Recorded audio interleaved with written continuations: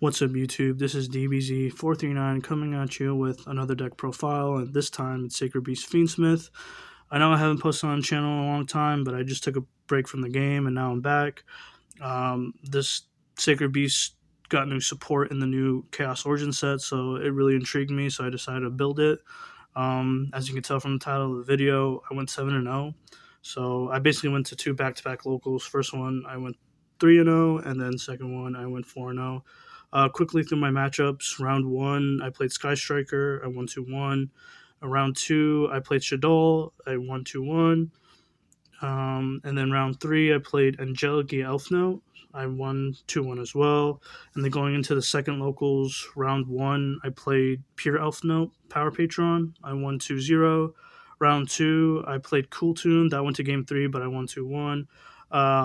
Round 3, I played Blitzclique Branded. I won 2-0. And in the final round, I played Blitzclique Ryzeal, and I won 2-0. So those are my matchups. Again, everything's going to be in the description box below, so feel free to check that out, along with the deck list. So if you don't have time to watch the video, that's fine. Feel free to leave a like and comment, and that I'd really appreciate that. But yeah, without any further ado, let's get on with the deck profile, starting with the main deck. So we're going to start with the Sacred Beast stuff. So you want to play, obviously, maxing on the good ones. So you're going to play 3 blue. Blue searches a monster, and then on field, it's basically a Regeki by tributing 2 other Sacred Beasts other than itself. And then it can... it gets a boost for each monster destroyed, perma boost, so that's really good. The other one card starter is going to be your triple Hamon. This guy searches a spell, then discard a card, and then it burns for 1,000. Don't forget to burn for 1,000, and that effect is mandatory, so don't forget that as well. And then if it gets sent to the graveyard by battle card effect, you can trigger the effect to basically not taking more damage for the rest of the turn. This card is really good because it basically gives you access to Colossus, and I've been going to Colossus. Colossus, I feel, is the main, is the heart and soul of the deck, and then everything around it is to insulate it. So I really like this card. This card is really good, and again, Colossus is kind of, I feel, the heart and soul of the deck. And then we are on 1 red. Red searches a trap, and I feel that it's mandatory because you want to play around Fua, and having access to the trap, it basically lets you play around Fua and giving them 0 draws. You can give them 1 draw by going to Colossus, but it's depending on the matchup. But basically, you're going to end on the trap, Omni Negate, the Raviel board wipe, and then the Slifer or the Uria back row pop. So that's all under Fua, and you give them 0 draws. Now, again, if you want to give them just 1, you could go into Colossus. You are playing a little bit into Nib, and then you're playing a little bit into Super Poly because they might Super Poly your Colossus and Raviel, but that's up to you. But I think this is mandatory. Going second, you can side out Uriah in the trap. Another engine requirement, 1 summoner. This card is really good. You just need 1. You search it.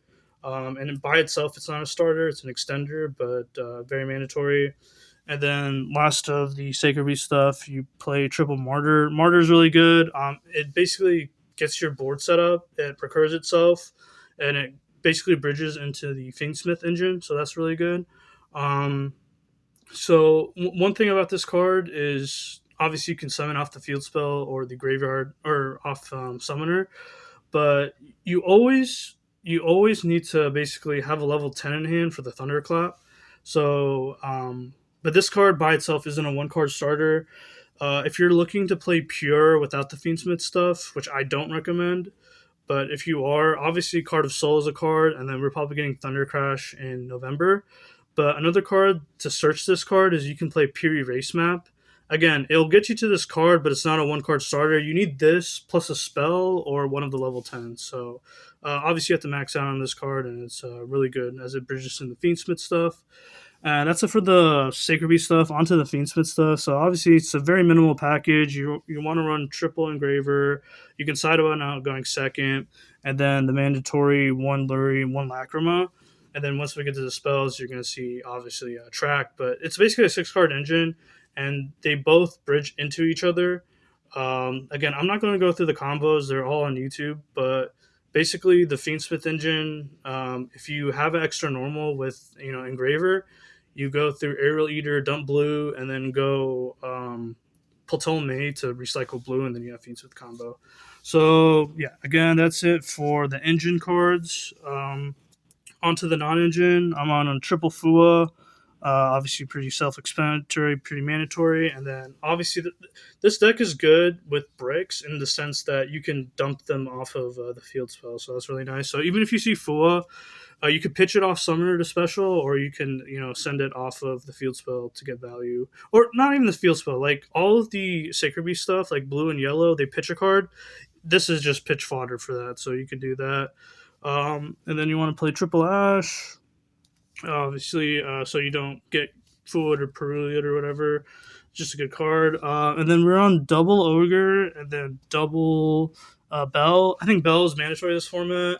Ogre is you just want to see more variety off of the. You're going to dig into your deck a lot. You basically go through half your extra deck and half your main deck through the main combos. You just want to see like a different, always like more blends that you can search or draw off of Fua or your combo. So a lot of people are maxing on Belle, but I think Ogre is not bad, like into Elfnote or to Kewl Tune. Even Branded, like hitting their synchro is not bad. And then to round off the hand traps, we're on double Droll. This remains to be seen. I need to see more tournament reports, like from regionals this format. I think a lot of people are citing Droll. I mained it. I guess it's just locals dependent, but Droll is pretty good for me, and I do main the Crossout. So just in case I get Drolled, at least I'm maining Droll so I can cross it out. That's it for the monsters. Now on to the spells. We're gonna start with the Sacred Beast ones. We have a triple one card starter release. This card is basically Graceful Charity, which is really good. It's better than Graceful because it gets you exactly what you need, and it's a one card starter, so it's really good. It plays. It doesn't. Usually, it's hard. Like if you open this plus Engraver, you have to make a mental choice on if I'm going to play around Ash or Droll, because Ash is at 3 and Droll is at 2, and people are siding Droll. I usually opt into, if you want to play around Ash, you try to bait it with the Fiendsmith engine. But if you want to play around Droll, you have to play around, you start with Release, but then you play into Ash. So it's a really hard call. If you guys have any theories on what to do if you open Engraver plus a one card Sacred Beast starter, you let me know in the comments. It really depends on the hand because your other cards can play around Droll, but it's very situational, so you just got to be aware. Like this card helps you play around Droll if you have like another level 10 to basically get into the field spell. Obviously, Thunderclap is really good because it gets you to the field spell, and then obviously serves as fuel for the field spell. And it also recurs itself in the end phase, so that's really good. So don't forget the end phase effect of Thunderclap and your Martyr. So that's really important. I kind of wish it recurred on your end phase. Not that it would be broken. It's just like so then you don't have to worry about your opponent on their crackback to like mess with your follow up basically. And then for the 1-0s, we're on one Tract. Again, engine requirements, a one card starter. And then we're on Called By, Tactics, and Crossout. So those are pretty standard.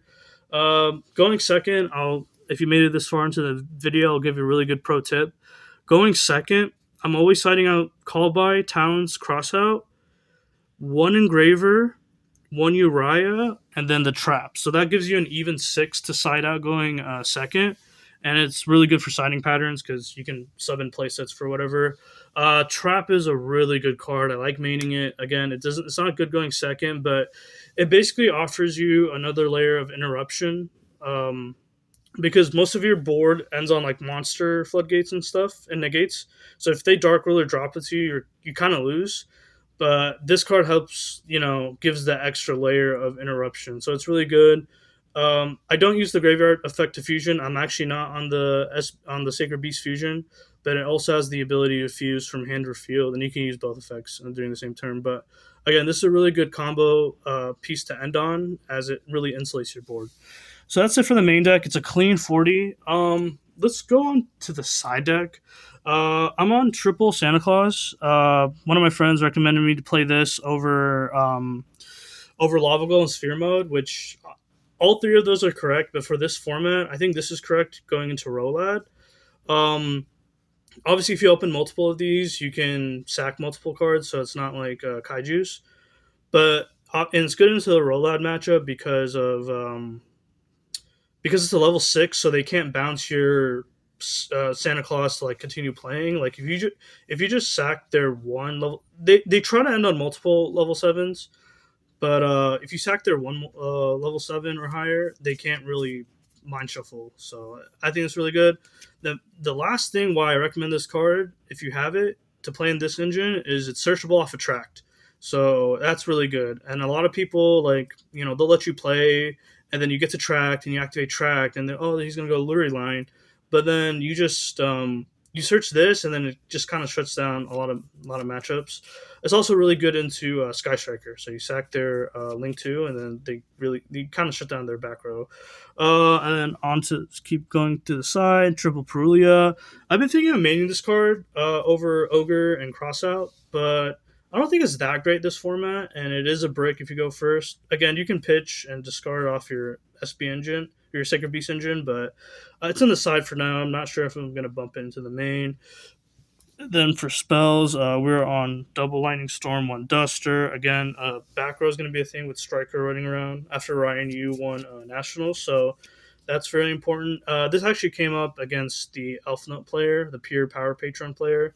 He made a unbreakable or untargetable or light and dark Chaos Angel, and he left an attack, so Lightning Storm was really good.